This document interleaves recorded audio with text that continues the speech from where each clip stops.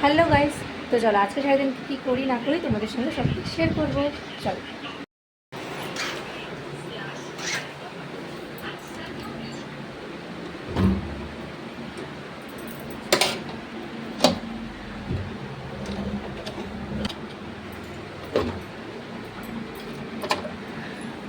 সকালে সকাল উঠে জানলাগুলো খুলে দিলাম। আচ্ছা ঠিক আছে, সবাইকে আগে আমি জানাই গুড মর্নিং। তো অনেকদিন পর এরকম মিনি ব্লগ করছি, তো জানি না কতটা কন্টিনিউ করতে পারবো। একটু পেস্ট নিয়ে নিলাম, দেন ব্রাশ করার পর স্নান করা কমপ্লিট করে এখন আমি এখানে বসেছি। আমার ময়শ্চারাইজারটা ইউজ করে নিলাম, ঠিকঠাকভাবে ইউজ করাই হয় না। আর যেহেতু আমি পুরো একটা সপ্তাহ বাড়িতে আছি, তাই মানে পুরো এগুলো পুরো ভুলেই গেছি।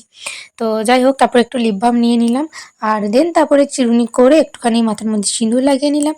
তো দেখো এখানে হয়েছে কি, আর আমার আইব্রোটাকে না তোমরা ইগনোর করো, কারণ অনেকটা মোটা হয়ে গেছে। এটাকে সেভ করতে যাবো বলে আর যাওয়াই হচ্ছে না। তো যাই হোক, এখানে ফ্যান চলছিল, পুরো সিঁদুরের গুঁড়ো চারদিকে উড়ে একদম আমার নাকের মধ্যে যেন ঢুকে যাচ্ছে। আর এই সিঁদুরের গুঁড়ো মানে নাকে গেলে আমার এত হাঁচি হয়, আমি বলতে পারবো না। আচ্ছা, কয়েকদিন বৃষ্টি কেমন হলো আমাকে জানাও তো। আমাদের দিকে তো পুরো মানে বৃষ্টির জলেই বন্যা হয়ে গেছে। তো যাই হোক, আমার বাড়ি যেখানে, সেখানে যদিও বা আমার বাড়ির আশেপাশে জল নেই।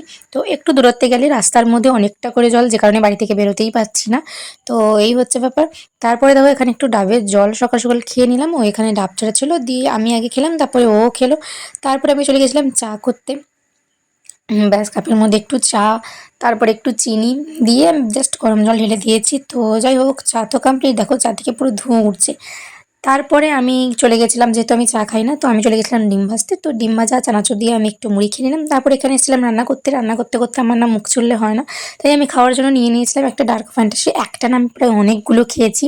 তো দুপুরের মেনু ছিল ভাত, আলু ভাজা, মাছের ঝোল, আর ছিল লেবু, আর এখানে ডিমের ঝোল শুক্তো, আর পটল বাজারে দিয়ে গেছিলো একটা বৌমা। তারপরে চলে এসেছিলাম একটু মানি প্ল্যান্টার কাছে। তো যাই হোক, ব্লগটা তো তারপর আর কন্টিনিউ করা হয়নি। তো এই ভিডিওটি কেমন লাগলো অবশ্যই জানি। যদি ভালো লাগে অবশ্যই একটা like, comment, share, subscribe and follow করে দাও।